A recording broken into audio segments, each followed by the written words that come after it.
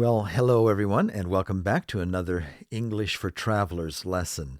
And today we're going to be talking about how to get through security screening at the airport. Let's go. The first thing that you will need to do when you just begin to line up for security is show your passport and your boarding pass. They want to make sure, first of all, that you have a flight that is leaving within the next 2 or 3 hours. And so they'll want to see your boarding pass and make sure that your flight is today and that it is leaving fairly soon. But then they'll want to compare the name on the boarding pass with some type of identification. And the passport, your passport is the best identification because it has your name, your date of birth, your photograph, right? And so the security officer can quickly compare that you are the person in the photograph, the person on the passport is the same as the person on your boarding pass. And they've learned how to do it very quickly, so it doesn't take long. And once you've made it past that checkpoint, we'll call them a checkpoint, you can begin to line up for the security screening process. Security screening process. When it comes time for your turn, you'll probably find some trays that might be underneath the counter there.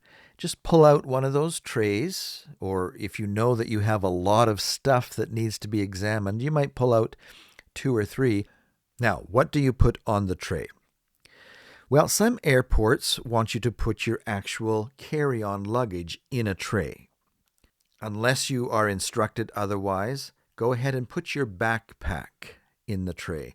Go ahead and put your little carry-on suitcase inside a tray. It should fit. Usually the trays are large enough. Put your carry-on in a tray. And they like you to keep things separate. So don't try and put your carry-on suitcase and then your backpack on top. No, use 2 separate trays. Now, if you have a laptop computer, or even a large iPad, anything with a screen, that should come out of your carry-on. Usually you'll have it in your backpack. So they'll want you to take that computer or iPad and put it inside a separate tray. Not in the same tray as your backpack, but a completely separate tray. So if your tray is not big enough and it only fits the laptop, then you need to get another tray out and put your phone, maybe your wallet, your keys, anything that's in your pocket that has any metal in it, coins, nail clippers, anything that's in your pockets. In fact, even if it's not metal, it's a good idea just to empty your pockets and put them in the tray. Now, if you have a lot of electronics, like I do when I go through, many airports will want me to take those out of my carry-on bag and put them in a tray separately. Like they'll ask me to take out all my batteries. I often go with about 10 different batteries. And they like to see the microphones that I carry on a separate tray. So if you have a lot of items in your carry-on that might look a little suspicious when they are looking at it on the camera, it doesn't hurt. It doesn't take long just to take those out and put them in a separate tray. Now, one more thing we should talk about, and that is liquids and gels. If you have some makeup that is in the liquid form or in a cream or gel form, those things should be placed in a plastic bag that you can see through it. And they should be just small travel size packages of these creams and gels. even before you get to the airport, maybe even while you're packing your things at home, go through your check-in luggage and look for any liquids or gels and make sure they're in a small package and stick those into a clear plastic bag. And when you get to the security screening area, take out this bag with all your liquids in it, your gels, and put it in its own separate tray, or at least have it so that it's not being covered by other things. Now, not every airport will ask you or want you to put your carry-on luggage, your backpack or your little suitcase, inside a tray. Some airports say, no, just put it on the belt. So watch for that. As you go to put your carry-on in a tray, you might notice somebody say, oh, no, just put it on the belt. And they'll let the suitcase or your backpack go through the machine just on the belt itself. But for all of those little loose things like your belt, your shoes, your laptop, your other screen devices, should all be in a tray as it goes through the machine. All right, is there anything that you should carry with you? You've got no belt, your pockets are empty, you don't even have your wallet in your back pocket, your purse, it's all on the tray. Is there anything that you should carry? Well, most airports do want you to keep a hold of your boarding pass and your passport or other identification. As you go through the process, they want you to have that in your hand in case anybody needs to see it as you step through the various stages of the security screening process. So hang on to your passport and your boarding pass. If you're flying just inside your own country and you don't have a passport, then you need to be sure to hang on to your identification card. It needs to be a photo ID, one that has your photograph and all of your identification. If you don't have a passport and all you're doing is traveling inside your country, then your ID card and your boarding pass. Now you might ask, what happens if I checked in online like you told me to in the last lesson, and my boarding pass is on my phone? How can I carry that through security? I know that they like to have it on the tray or inside the tray as it goes through the machine. Well, most airports will let you carry your phone with you if your boarding pass is on your phone. And so usually if the guard or the security person sees you hanging onto your phone, they will probably know that your boarding pass is on your phone. If they insist that you put your phone on the tray, then just say boarding pass, and watch for their reaction. If they say, that's okay, put it in the tray, then you'll know that they don't care about you having your boarding pass to show as you go through this airport security screening. If they say, oh, okay, then you'll know that it's okay for you to keep your phone with you as you continue to go through the line. However, when you do get to the little arc that you need to step through, a little scanner that looks for metal objects, at that point, there'll usually be a little tray alongside of the arc that you can stick your phone down as you walk through. And then when you're through and you get the nod that it's okay for you, everything's okay, then you can turn around and grab your phone before you keep going. When you go through that security screening, that little arc, you won't be able to carry your phone through there. So just put it to the side and then get it after you're through. As you go through that scanner, oftentimes the person that's standing there will look up at the machine and just wave you on. Everything is okay. You can keep going. Other times he'll look at it and say,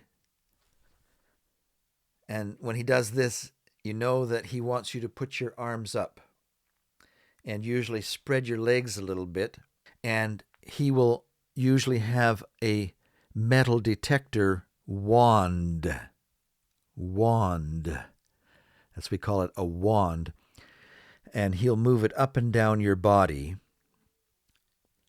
to see if that metal detector picks up anything. And if you've forgotten a little bit of change in your pocket, when the wand comes close to your pocket, it's going to make a buzzing sound.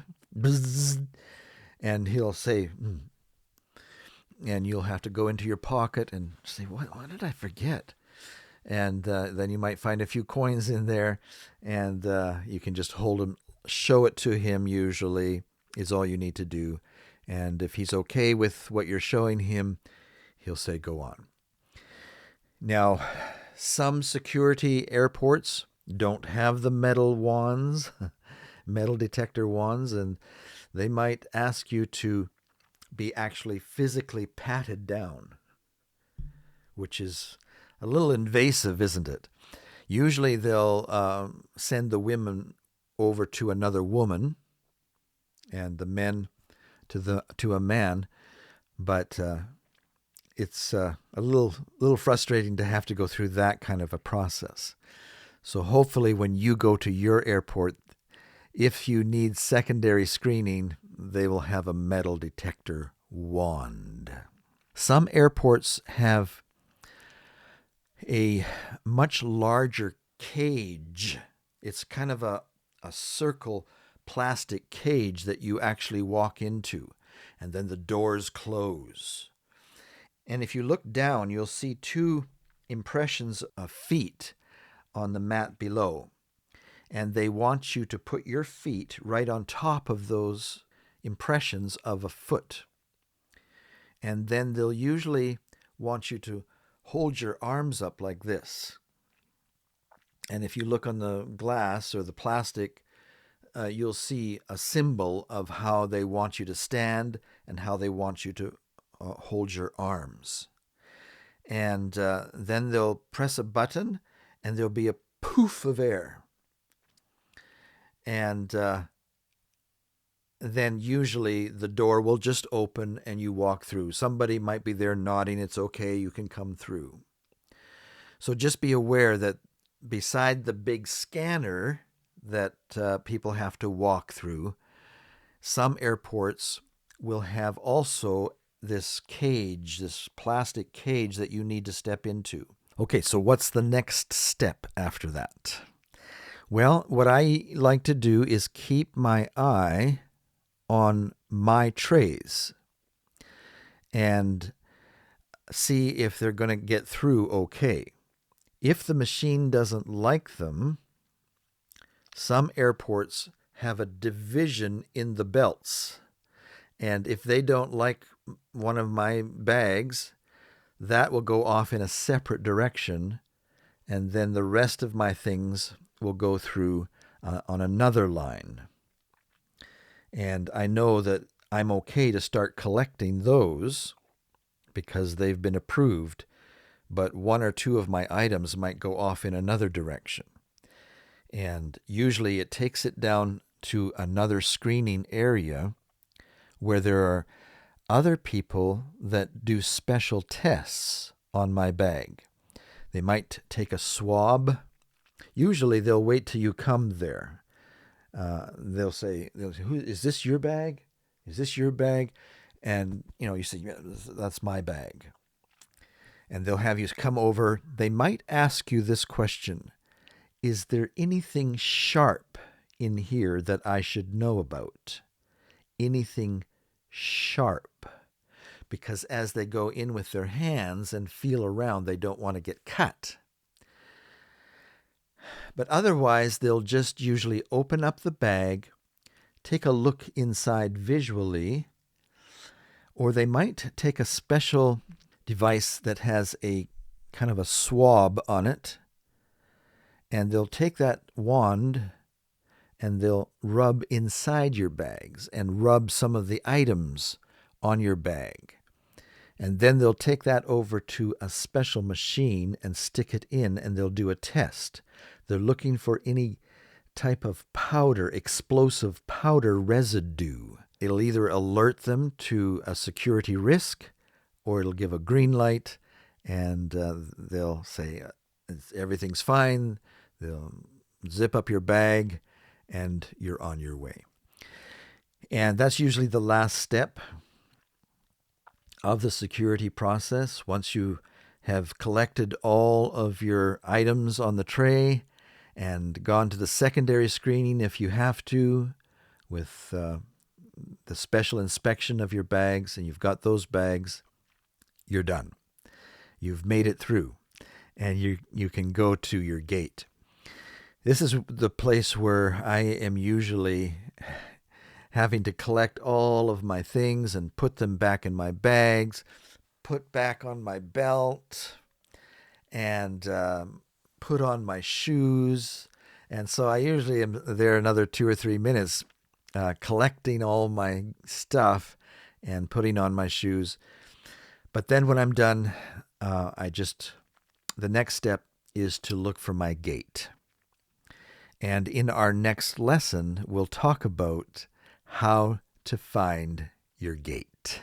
So I hope that you'll join us for that lesson. What to do after your security screening. How do you find your gate where your plane is parked and waiting for you to get on? If you enjoyed this lesson, if you found it helpful, I would ask that you give it a like, and that always helps other people find this same video. Share it with your friends if you know of somebody that's about to travel, maybe for the first time. Even if they aren't learning English, maybe they already are fluent in English but have never flown before. This is a good video for people to be prepared of what they might have to do when they go through security. And if you have not yet done so, I invite you to subscribe to our channel for more lessons like this, English for Travelers. And it's not just English for Travelers. We have lots of lessons on how to learn how to become fluent in English. And we're adding new lessons every week, so it's a good idea to subscribe. And that way there's a better chance that YouTube will let you know every time we release a new lesson. And if you go to our channel, right below this video, you'll see a photograph of me in a circle. If you click on that, it'll take you to our YouTube channel. And there you'll find lots of videos, I think over 100 videos now, lots of playlists that you can watch. A lot of times people, they email me, "Oh, I really liked your video. Do you have any more?" They don't know that just by clicking on that little photograph of me that they can access over 100 lessons on how to learn English, with new lessons coming every week. So I hope to see you signing up and subscribing and become a member of our growing family of English students from around the world. And we look forward to seeing you next time here. So long for now.